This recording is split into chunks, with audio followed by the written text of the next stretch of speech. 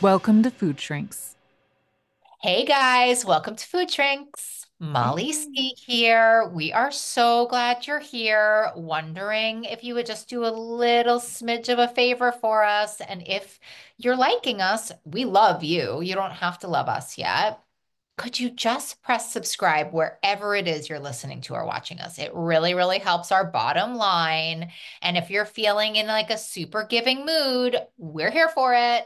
If you could rate, review, and just like comment on what we're doing and maybe even share this episode with somebody, the more the merrier. And it really gets us moving and grooving in the podcast world. Which is to say, also, friends, today we are just doing, Clarissa just said, I love a spontaneous episode. And so today we're just doing a spontaneous episode. We wanted to do this other episode that we'll come out with next week, but I wanted to think a little bit about it, which isn't even in my DNA. So today we're doing a little ditty on groups. You guys, this happened to me early in my career. I would be like selling the group. And every single person I would be doing an intake with would be like, I don't do groups. Yes. With This is Same. already what I was thinking about. Yes. I'm like, oh, this is exactly what we need to talk about because there's these people that are like, their hand in my face. yeah. Like, I don't like, what else do you have for me? And I'm like, groups. So we want to talk to you guys about groups. I love groups.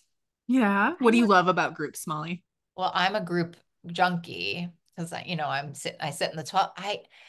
Like last night I went to an AA meeting and I did speak at it, so I was a little bit of the star of the show, which I also do love.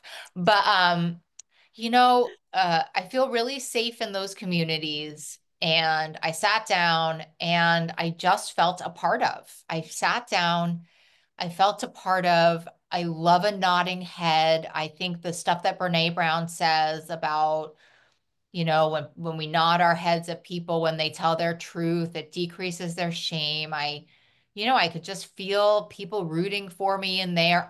There was this little kid with like 32 days talking about, oh gosh, it was so cute. He was talking about like, having a hard time making friends. And I like was so him. And it just like exercised my heart and my spirit in just like the most profound way. And I didn't think I liked groups either. And here we are. Hmm. How did you come to like groups? Like how did you get to that point of feeling like you belonged and you connected and you were like home? Such a there's this line somewhere and it says by necessity, not by virtue. So it wasn't like I was like, I'm really gonna try to like groups. Like this is such a great idea. I think it was just like I was so sick. I'd also like to say, like, I didn't have a lot of money when I was really sick. And so I couldn't like go to individual therapy all day or, do more elite treatment. And I knew those groups were there. I also knew they worked. Like I saw the people in the rooms and I wanted to be like them. And I knew as a therapist that like eventually some of the osmosis would come my way. It actually took me a really, really long time. So that's such a great question, Mal. But like I just knew that it worked. I didn't like that it worked. I don't know that I believed that it worked, even though I knew that it worked. And so I just kind of sat down and like didn't give myself much of a choice, I guess. So you really stayed in. You convinced yourself to stay, to wait, to be patient, that Yeah. something would shift. So, yeah. And I think that that happens to so many people. I just had someone drop out of a group of mine, and her reasoning was like, well, it just seems like everybody in the group has it so much worse than me, and I don't even want to Mhm. share my problems. And I'm like, well, you can Yeah. leave the group. Like it's a free country as of now, but that's really a vision. Like that's a lens problem for you that you don't think your problems are worthy of other people paying attention to them. We should talk about that on another, Yes. whatever. Yeah. That's Yeah. chronic invalidation, which I think so many of us have experienced in our life. And one of the most powerful antidotes to that is being seen and heard in a Totally. safe community. But we don't allow ourselves that because of fear. I think is so much. And we're waiting to feel safe. But Yeah. sometimes we have to like take that risk and have that committed action, and then the safety comes. Do you think it's fear of rejection? Yeah. So then we self reject, right? So if we Right. self reject, if we're the first ones doing it, others can't do it. It's also that, that fallacy, like you were saying, of like, my problems aren't as bad or they're bigger, and just that reminder of like, your problems are your problems. They're all relative. And Mm. this isn't like a competition. Somebody else has it so much worse than me. So if I show up and share, then it's going to sound like bragging, or it's going to sound like Mhm. maybe I'm a worried well person versus somebody who's really sick. And we don't have to compare our problems, our level of disorder. That isn't what group is for at all. It's about meeting you where you are so that you can get your needs met. So if you're at a different place in your journey than somebody else, it's not on you to take care of them by Right. saying, you know what, I won't even like bring my burdens, quote, burdens to the group. I'm just going to go ahead and self-select out, and I'll go figure it out on my own, which, PS, if that would have worked, you wouldn't have ended up in that group to begin with. Yeah, totally. Because healing doesn't happen in isolation, It really right? doesn't. It really doesn't. Healing happens in those growth edge places, in those really hard spaces that are scary, because we need to learn to trust ourselves, that remind ourselves, oh yeah, I've made it through 100% of the bad things that have happened to me up until this point. If the hardest thing that's right in front of me right now in this moment is coming to this group and trying to figure out where I fit, can my needs get met, whatever, like, can you give yourself an hour? Can you give yourself an hour to just sit in that, to just marinate in that goo and see where you're at the end of the hour? Well, what about, so here's the other one that I get, and even a friend of mine was saying this about AA, which is his own not being evolved. But there's some people that say like, well, I don't want to be around like sick people, right? Like this person I know was saying like, I just don't like listening to people struggle, you Mm-hmm. It know? makes me feel worse. Yeah, I that's hear what it. literally verbatim. What do you guys think about that? I Because I'm think actually, that's somebody who's more comfortable being shut off from emotions and not being able to feel at all, and that something's being activated in them and they don't know what to do with it, and they would rather not address it. I think it's like codependency a little bit, right? Because that's like when somebody Also, else is struggling, our yeah, nature is to go and fix it. And, sometimes in these groups, that's not for us to fix. It's right. even bigger than. I'm not okay if everyone in the group is not okay. Right, right. Because I know last night, and even in general, like one of my really good friends' moms is struggling with addiction for probably 50 years, and she's not getting better. And, it's really bad. I mean, it's worse than I could even say. And I feel a lot of compassion, honestly. And I think the groups have taught me that, right? I feel a lot of compassion for my friend who's like my age and has this active addicted mother for so long, but I feel a lot of compassion for their mom. Like I get it. I'm an addict. Like, I'm so grateful I would choose my family over my drugs. I'm so grateful that I want to tell the truth. I'm so grateful that I'm not struggling the way that she's struggling, and that I didn't let it compound the way that this woman let it compound. But I have to be honest, I literally learned that in groups. I didn't learn that anywhere else. I learned that. I mean, I think that that's the problem with America and maybe Canada. I don't know, Clarissa, but like, it's Yeah. We might be a little bit more compassionate we're much more Canadians. I don't compassionate. know. Let's be But real. A I little. think almost everyone who enters recovery has a problem with compassion. They feel like compassion, receiving it is pity, Mm. is Yeah. often what I'm told is like, I don't want anyone to feel sorry for me that this stuff happens. Well, they Like, also but can't give it to themselves, right? I, If you don't Yes. have self-compassion, you can't give compassion to other people. I mean, Right. that's where the gas tank is. Right. But even before we can even get to compassion and self compassion, though, I think one of the beautiful things that I love about group, and I don't have a ton of experience in 12-step rooms, I've been in them, but not for years and years on end. The Right. Yeah. vast majority of my group, experience has been in a more structured, facilitated, clinical kind of way. Running But it or being in it. both, Oh, Yeah, both. So I wait, what think, was it like being in a clinical structured group? I've never done that. I think for me, it's really easy for me to let somebody else be the professional because when I'm in that space, because I'm like, yes, I know that I'm in pain. I know that I'm suffering in some kind of way. And I just want somebody to reassure me, to guide me to whatever. So it's really easy for me to put that, like my professional hat down. But I know that's not the truth for everybody because, being in those situations, it can be really easy to be like, that person really needs extra help.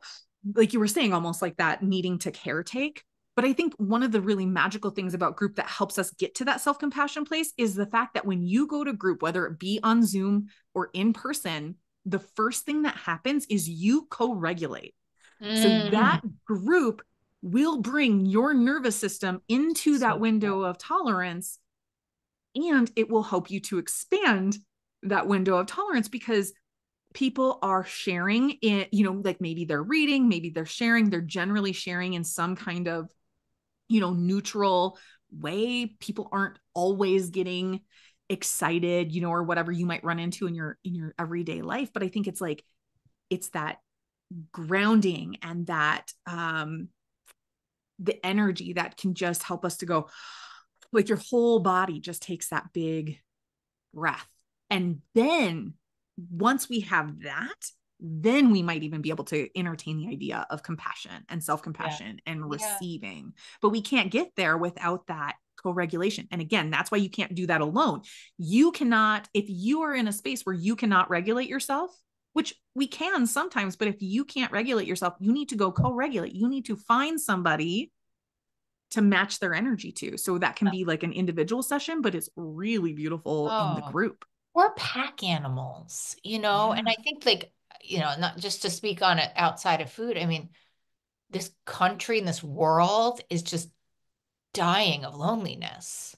Yes. And there are all these people, there's all these people around and people are dying of isolation and loneliness and othering and it's epidemic. I mean, this loneliness is epidemic. And I guess and I think in a way, it's likely to me that this loneliness epidemic is probably pretty addictive to say that you're lonely, you're lonely, you're lonely, you're lonely, and then all of a sudden you're protecting your loneliness, right? That all of a sudden you're like, I don't need to go to these groups. I don't need anybody. They're weird in there. I don't have that problem.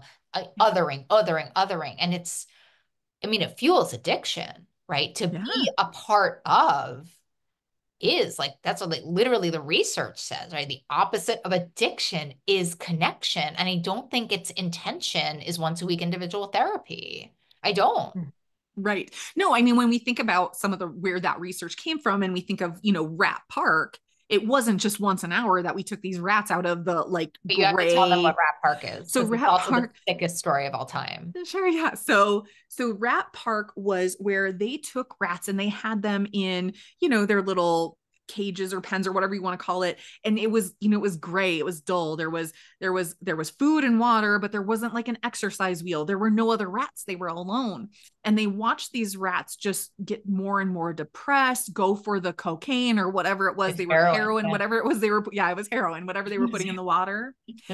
And they effectively created addiction.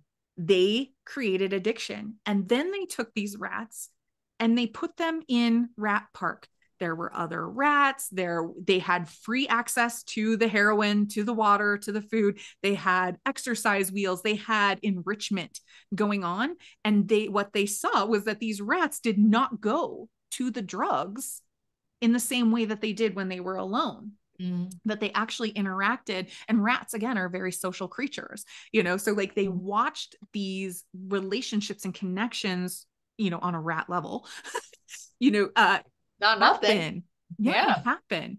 And so, it is this reminder of, like you said, it's the loneliness epidemic. And then because that becomes our normal, we are the frogs in the pot of water and the temperature just keeps getting cranked a little bit. So each time it becomes our new normal, to the point where now we're convinced that is normal. So we are going to protect it at all costs. And it feels, again, we've talked about this. It's going to feel bad to make those connections, but just because it feels bad does not mean it's bad for you. Right. It just means it's uncomfortable. Yeah. And it is new. And I need to say, in moments where I am not feeling myself, my first thing is like, that is a stupid idea to go be in a group of people. I'm tired, I'm busy, I have things to do. I have a couple of emergency. I have a really good friend, and this actually happened to me like 2 weeks ago. I was in the worst space. I'm sure some work thing was happening, and I was in some big scarcity. And I was just home, like with my dog, like probably like on Instagram, which is evil and isolating in and of itself. I was probably just comparing myself. And my friend was like, "Do you want to go to a meeting tonight?" And I don't usually go to nighttime meetings. And something in me said yes, because I could kind of like be myself and with her in the car. Like I could just be, and she was going to come pick me up, which was a big thing. So I was like, and I got in the car and I'm like, I'm not okay. Like I'm not me, but I'm going to go to this meeting. I'll see if something happens. I'll see if something changes. Right. And I was mean. Like I was in a mean mood. And about 35 minutes into that meeting, and it was so not immediately, Yeah. I literally felt like this ice like come off of me, you know, and someone had asked my friend if they could talk to her after the meeting, and she kind of looked at me and she's like, I don't know, actually, Molly might not be okay. And so like about 35 minutes of the meeting, I'm like, talk to whoever you want. I'm fine. I'm back. I'm sorry. Like it was just a moment in time, whatever. Yeah. But I don't actually know how long that negativity inside of me actually needed group healing. Like it Mm. Yep. actually needed a communal experience Yep. for me to remember who I am, for me to put things in perspective in my life, to remind myself of my own values, of my own beliefs, about my kind of spiritual beliefs that, I'm not in charge, whatever it is. And then I was like, fine. And I actually thought when I got home, I wonder how long that like depression would have lasted. Had you not. Because I would Yes. definitely have not gone to a meeting the next day. I promise you that. Like, and Yeah. so I just think it's like if you're anti groups, you're probably pro group. You might be. Yeah, you might be. I mean, and what do you have to lose? At the end of the day, You what got to would go like a lot of times. You can't take one right? group as, Right. You have to try it too. And it's also okay if you try it for a while and it's not the right fit. All yep, groups I started in recovery wasn't for me. I kept just seeking to see where did I even feel a little bit safer to right. start. But Clarissa, is it because you knew that you needed like, why did you keep on seeking? Like, what was the thing inside of you? I think for me, it was I knew that, people in recovery needed these mutual helps groups. Right. And so I tried to find one that fit, but I had a hard time feeling like I fit in a lot of these places because some of them were actually increasing shame in me because I'm just a super sensitive soul. And so I just needed to find a group where actually there was no men and it was just women loving women because that is exactly what my nervous system needed. And then I felt safe to start to be able to open up. And Mm, then that once I met myself where I was, then I could start to explore a little bit more. And in treatment, obviously, I was in clinical groups too. And sometimes that felt a little safer for me because I was just questioning like being a professional myself, what do these peers know about me, right? It's like all showing up and then but that gave me a level of safety where I also didn't have to take care of others like Molly said. And so I think it's like where you keep just seeking where you can be your most yourself. It's still uncomfortable. It's never going to not be uncomfortable to share stuff that is really vulnerable. That's just, so true. how it is. But once you allow yourself to do it, it's like the community gives your nervous system a hug and Yeah. you're And not I like, mean, for me, like reparented me. I mean, I yeah, really learned how to yeah, become a different kind of person. I was like feral when I walked in there. But anyway, right, I really right. It's like and I was like a very scanning high for functioning therapist when I walked in there, and I had no idea how actually feral I was socially. because we're just like scanning for danger, right? Scanning for rejection, scanning Yeah. for that kind of hypervigilance. And it's like Molly said, it's like it just Yep. brings Let's you down. And start in there. 35 minutes in that meeting, now our group members let us know like they get almost a little bit sad when group's over Are you because talking about sweet sobriety? yeah, Yeah. sweet. Yeah, they I love do. sweet sobriety. This is the group this is the program that you both run that people should join if Yeah. you're listening. Yeah, I love it. I'm a big fan. I'm send everybody there these days. Okay. In case you're wondering, could I join a group? Of Well, course. Clarissa run groups like Yeah. 5 days a Come to week. our groups. Come to a group. If you want to come to a retreat at my house, I run groups. But if you Yes. want Yes. real fun That's and like silly, the Even more ultimate. intimate. you The Yes. will. ultimate group, though, right? Is like Oh, being with these people retreats, and in. I have retreats with women that don't want to be doing groups, and they are the best of friends, and they don't know what changed. And I want to be like, well, I just put you all in a room. We could have just read the phone book together, and y'all would have felt better just being in a group together, whatever. But they share, and but it's crazy because the retreats are only, 2 days, and so you have to get a lot done. And I'm astounded at like day 2, everyone's just like going there because they feel safe and they're Yeah. thirsty for this connection. Yes. Souls are filled. And then the other thing they would say at the retreat is, it's so crazy. I'm just not that hungry on this retreat. And I'm like, well, you're being fed Yes. other ways. Isn't In that other fun? ways. Yes. Anyway, Anyway. that was a great impromptu group. I It loved it. was great. I loved Loved it. it. Yeah. I know the 3 is a group too. Let's Hey, not this, forget I was that. actually thinking that when we were talking, I was like, I've done a lot of group work with Molly and Clarissa, if I'm honest. Yeah. Same. All right, gang. We'll see you all next week. We love you. Thank you. Bye. Thanks for listening to Food Shrinks. Quick reminder, this podcast isn't a substitute for professional medical advice. Always consult your healthcare provider for guidance suited to your needs. If you enjoyed this episode, please like, share, and subscribe to help us reach others on the recovery journey. Take care, and remember, freedom with food is possible. See you next time.